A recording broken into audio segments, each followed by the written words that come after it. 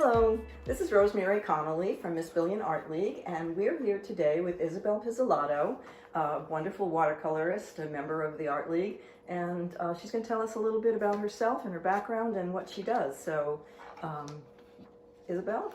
Okay, welcome to my home and studio. I'm happy to be here. Basically, as far as background's concerned, my whole life I had one job, major job anyway, working for a savings and loan that eventually transitioned to a commercial bank. During that time, I worked from a teller and worked up to being a first vice president and regional manager for the company. During that time, I did a lot of training and a lot of development and manual writing and problem solving and creative solutions to a lot of things. So that was very much involved.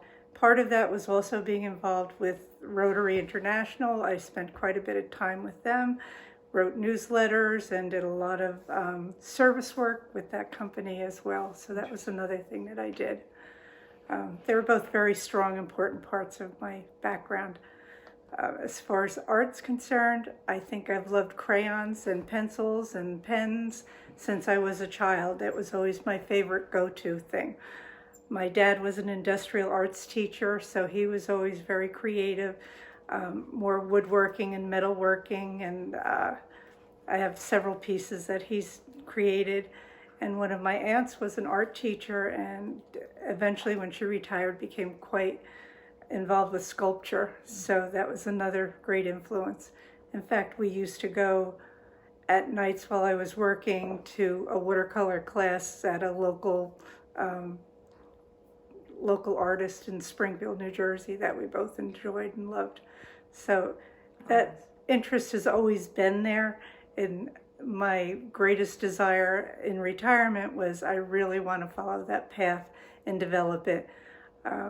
Being at the time a child, the only girl with three brothers, and the education thing, you didn't go forward and do the things that you wanted to do. You did the things that you were expected to do. So the art thing was kind of put on hold, but my goal in retirement was to really investigate it and develop it and see where I could take it. That's wonderful. Okay, this is where the magic happens. It's probably very organized today compared to what it normally looks like. But basically, I have storage underneath where I keep my paints and different types. Actually, I have some acrylic paints and watercolor paints and gouache, so whatever my spirit moves me. But my one love is the watercolor is really my favorite. My brushes, I have all different varieties, and I probably tend to reach for 2 or 3 favorites more than anything else. What are your favorites? I like Silver Brushes is the brand. They really hold a nice point, and they keep a nice bit of water in them and moisture. It will carry for a while. And let's see, that's going to take a minute to take them out. Okay. So that's okay. So what do you use, a larger brush, or what sizes do you like? Usually, I like to work with a bigger brush. This isn't a silver brush, but this is a Jack Richardson 9000 series. And I like to use a bigger brush to start, and the smaller brushes when I get down to the detail. And I think that's one of the hardest things to teach students, because they tend to like to go right for the little brush and get into the little detail. And these carry so much more water, and you can cover so much more of an area and lay down your color to get an idea of how your painting is going to look. One of the things teaching students, I say, get all your color in, get your base color in over the whole painting. Don't leave a big white area.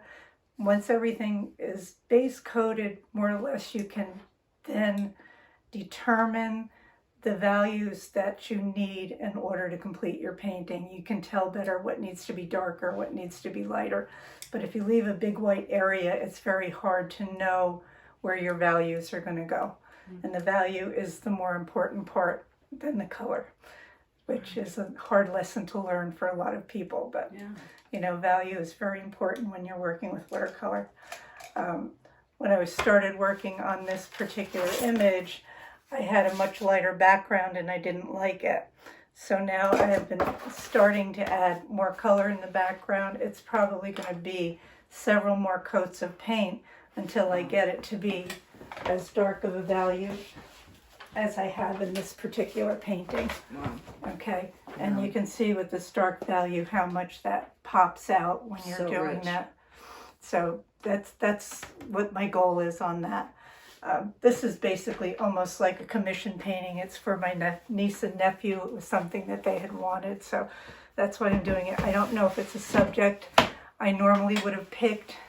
You know, I like things, I like buildings and architecture. I do enjoy flowers, but I like a more complicated flower composition than just one bloom. That doesn't really interest me as much as other things do. Right. So I was going to ask you about themes Right. in your work. I do, I like doing, like, with the fortune cookies, I did another picture painting called Nuts, which was all, I want to say Mostly nuts and bolts, but just the nuts all piled up and reflecting all the different light. I like doing glass. I like doing something that's a little bit of a challenge.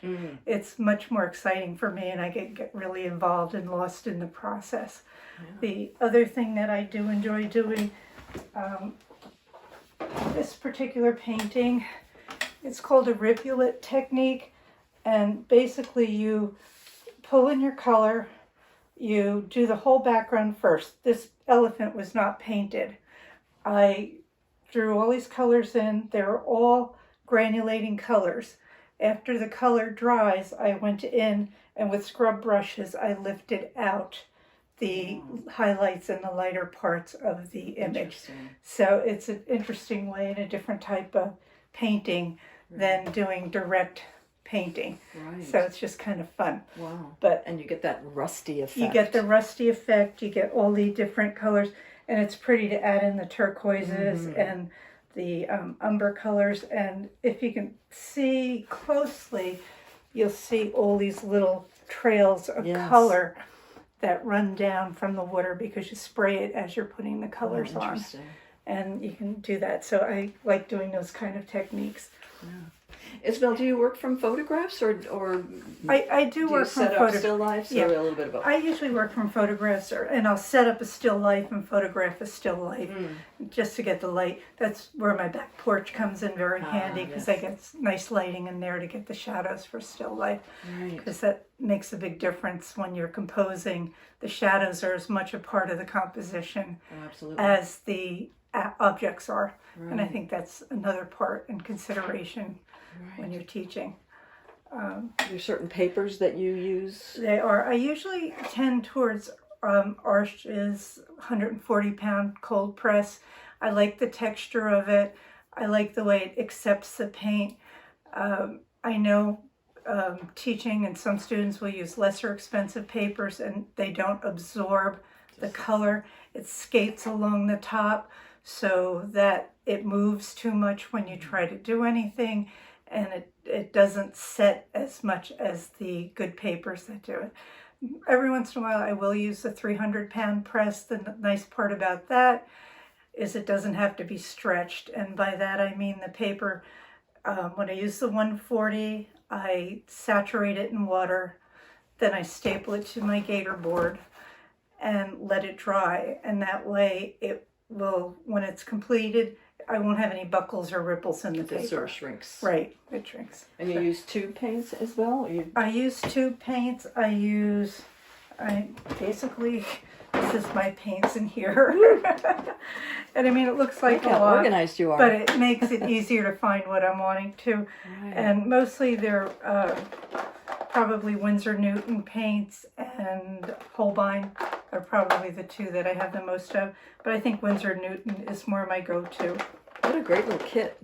Yeah, this is actually a photo storage box. You can get it at Michael's, and then I just broke it down by color so it makes it easier to find what I want.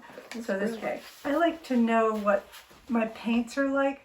So when I get a new tube of paint or even an older tube of paint, I set up these little studies and I put the value of the color and I'll stretch it so I can see what my lightest value is and what my darkest value is from that same tube of paint. Then I'll put a little dark on the side with something that's waterproof, usually a waterproof marker, and then I'll run my paint over that, and I know now, is it transparent? Is it an opaque paint? Right. Does it granulate? So I can tell all of that from doing this. That's brilliant. Then I also keep what the pigment number is. Mm-hmm. And one of the advantages of that, when I was doing the rose that I'm working on, I took out some colors, and you know, every time you go to a workshop, somebody tells you to buy this color or that Yeah. color. Ooh, yes. Well, I found out that the Holbein, Quinacridone Scarlet, Winsor Newton, Winsor Red, and Da Vinci Red are all the same pigment. Ah, So if you learn to read your paint tube, interesting. on there it will say pigment red number 209. Mm-hmm. Each one of these has that same pigment Interesting. number. So it also saves you spending money on paints that you don't really need. With watercolor in general, by the time I get to this point where I am painting on my paper, I've made 80% of my decisions. I've Wow. done my composition.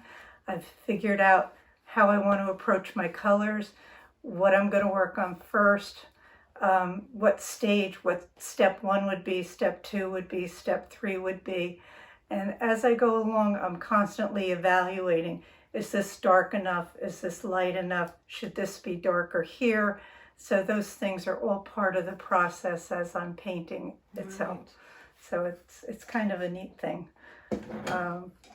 Isabel, what would you say are your biggest challenges in your work? I think one of the things, well, I always like trying something new. I think one of the challenges is when things just aren't going the way you want them to, and to stick with it, to get past it. I mean, there are times I've done a painting 3 or 4 times to get the result that I want. Wow. Only because each time I do one, it's a learning process. I learn not to do this particular thing again. So you're starting from scratch each time. Yeah, Not like a acrylic painter who can We're just gonna go right and over it, start, right. start again. I mean, fortunately, usually when I do paint, I do I do my sketch on a piece of paper first, and then I transfer it to my watercolor paper. So I always have that sketch. So if for some reason this doesn't come out the way I want it to, I can take my sketch and trace it again on a new piece of paper and start clean. Right. So right. that works out. I think one of the things that's a challenge is that you forget sometimes, like, oh, this is the best way to do something. And then I'll be in the middle of it and go, oh, why didn't I remember to wet my surface first before I started? I know that, but sometimes you just don't think to do those little things. So do you work wet and wet then? Well, several different ways. I'll work wet and wet. I'll work the dry onto wet, and then I'll stretch the color using a damp brush. I've done that on these edges here. Can you show us a Yes. little bit? That's awesome. Let's get a little bit of color here. All right, if I wanted to, and I turn my work around so I can approach and get to the side that I want to get to, which makes it easier. But to do the wet, I'll start, let's get this wet. I'm loading my brush with paint, and then I'm coming over here and I'm going to put this line of color down, but I don't want that hard line there. So I'm going to rinse my brush, take out the excess moisture, and then I'll stretch the color so I'll have a soft transition instead of a hard transition. Beautiful. So that's how I would do those colors. And then it have just that in. bleeds down into And the it'll wet. bleed down into the wet. If I do it wet into wet, sometimes it will diffuse too much and I can't control it as much. So depending on where I'm working and what I want to accomplish, that's what I'll do. Okay, so there's just a couple more questions I want to ask you, and one is, what is the best piece of advice that you've been given? I think, going back to Beth Collard again, is understanding the tools of the trade. Because I think if you don't understand them, you're going to be frustrated the whole time that you try to paint. Right. whether it's acrylic or oil or watercolor, anything. If you don't understand the application process and how color works, you really do have to understand color composition. I mean, there's so much in there. Yeah, it's sort of overwhelming. Right. And I think is be kind to yourself. You know, I always tell somebody new, how long did it take you to learn to write the alphabet? Give yourself that same break when it comes to learning. Right. Well, you just to paint. answered my other question, Yeah. which was going to be, what would you say to someone just starting out? Right. So, Yeah. It takes time. It does. Enjoy the process. Right, right. Yeah. They're not going to step out a master after a first class. No. Mm-mm. Right. No. Isabel, thank you so much for opening up your studio and your home to us today. It's been just enlightening and really brilliant to see how you work and what you do. And so we thank you very much for taking the time. It's been a pleasure. I'm honored by it. Thank you so much. Thank you.